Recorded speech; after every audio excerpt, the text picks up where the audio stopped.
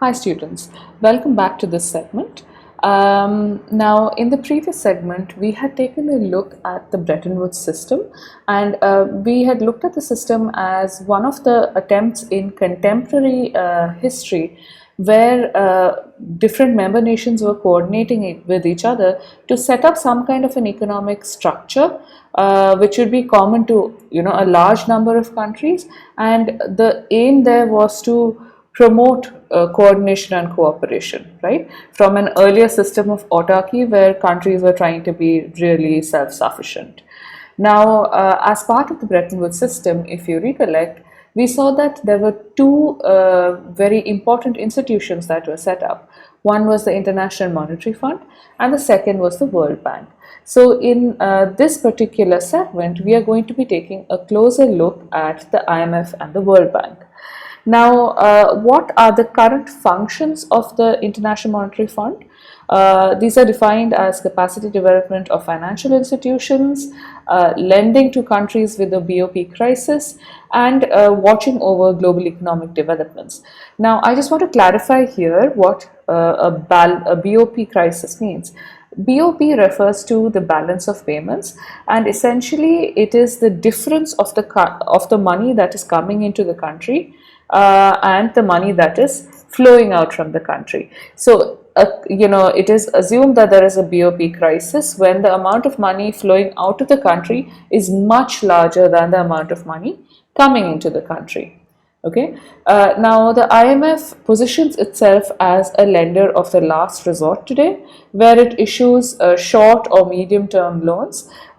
These loans are taken from a corpus of quota-based contributions from member countries, which means that the different member countries have to contribute to a common fund, and there is a quota of how much each country, what percentage each country has to contribute. In its current form, the US has 17% vote share, and it also holds veto power in the IMF.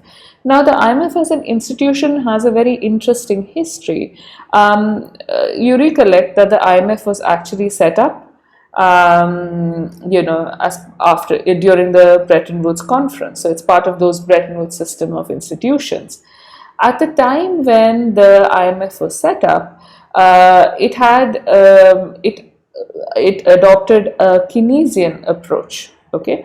Now, the Keynesian approach is named, of course, after the British economist J.M. Keynes, who actually argued that when it comes to the economy, national governments should have a very strong role when it came to controlling the economy, and also when it came to spending as far as the country was concerned.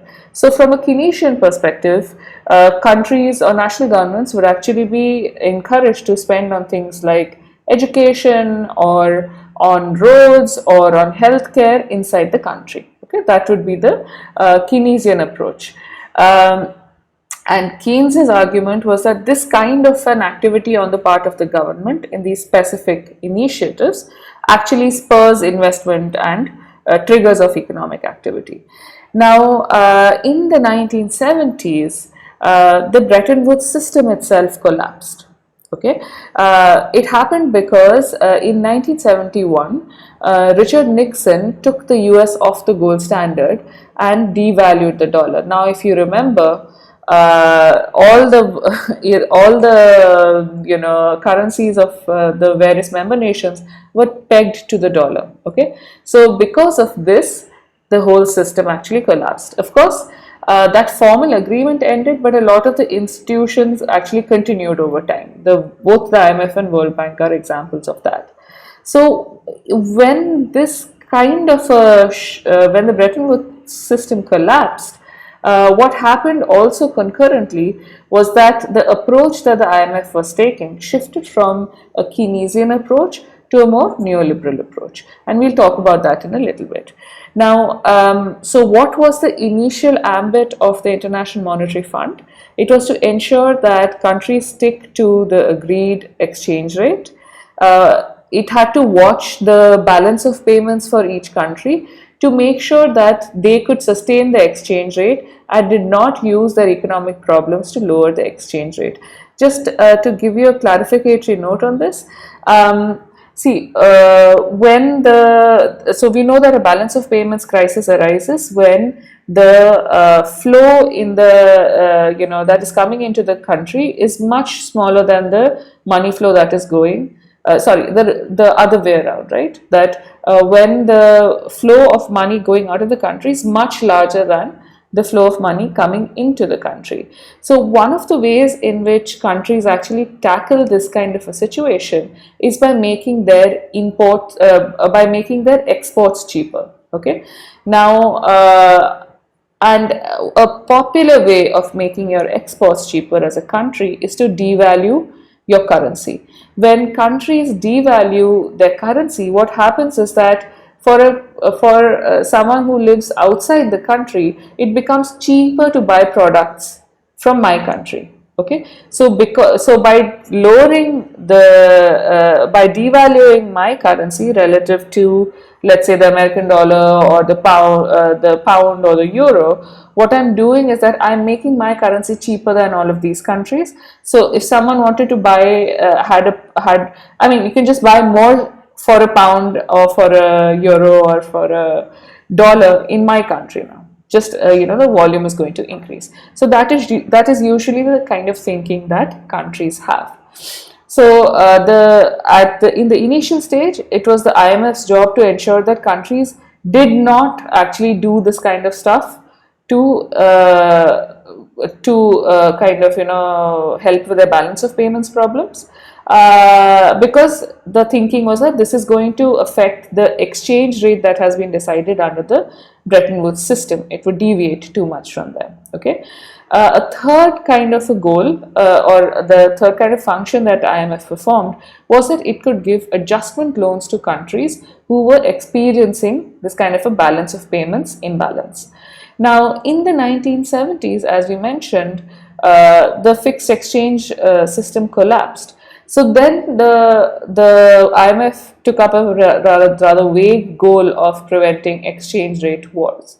But in effect, there was also a big difference that occurred in the 1970s.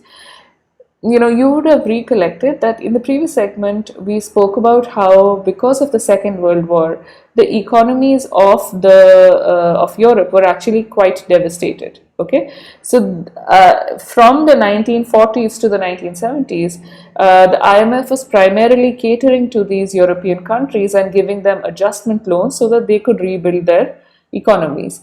By the 1970s, these European economies had more or less recovered from the shock of the Second World War. Okay, so again, the IMF was kind of trying to figure out, well, which area of the world do we need to focus on?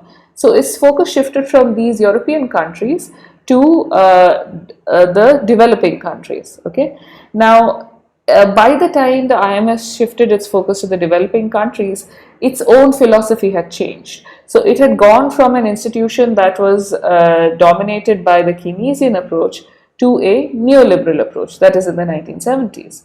Now, under the neoliberal approach, in some ways it was expected to do quite the opposite of what it was doing earlier.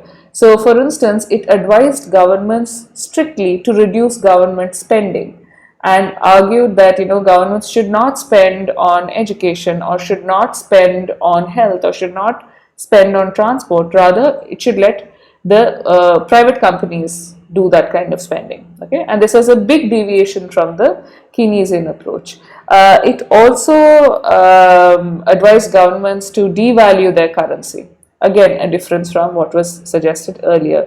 It also advised governments to deregulate interest rates, which means that keep a control over the rate at which you can borrow and lend in the national markets. And it also told governments to encourage foreign investment. A much rarer suggestion that was given was to increase taxes. Okay, so together in themselves, this package was called the Structural Adjustment Program. So as you can see, this is quite different from the approach it took earlier. And these, of course, are aspects that we are going to cover in greater detail also, much more elaborately, in the chapter on neoliberalism. Now, the IMF actually has interestingly gotten a second lease of life after the global recession of 2008, because again I think there has been an expansion of the number and types of countries who are seeking loans from the IMF now. So that was the International Monetary Fund for you. Let's go ahead and also take a look at the World Bank. So the World Bank, its function is the long-term economic development and poverty reduction, and it has a focus on some very specific sectors which we will discuss in very soon. So the World Bank is, as an institution, open to all IMF members, but voting depends on the size and power in the world economy of that particular country, which means that if I am an IMF member country, I can approach the World Bank for a loan. However, when it comes to voting on important issues, whether I can vote, what is the percentage of my vote share, etc., will depend on how powerful I am as a country in the world economy. Now, unlike the IMF, the World Bank actually gives out long-term loans. Okay, so loans which are supposed to be paid out after a very, very long period. And these loans are funded by member country contributions and bond issuance. Okay, so now the kinds of sectors that the World Bank lends for, or activities that the World Bank lends for, are the following.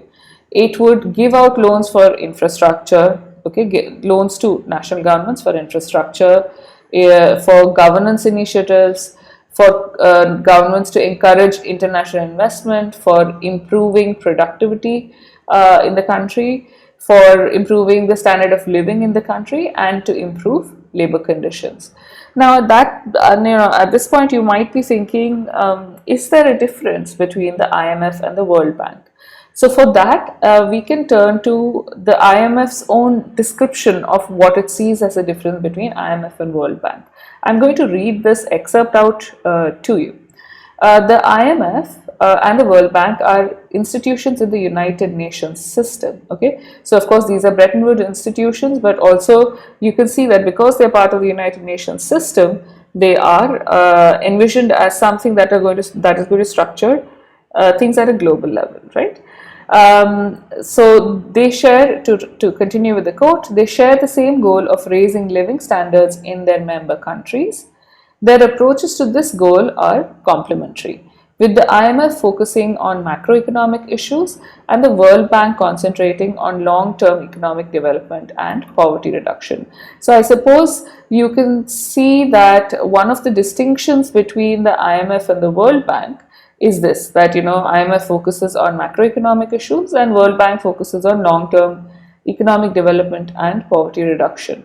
Another distinction that now you'll be aware of is that the IMF gives out short to medium term loans in terms of time. The loans have to be repaid in the short term or in the medium term, whereas the World Bank gives out long-term loans. I think also the funding structure differs between these two institutions.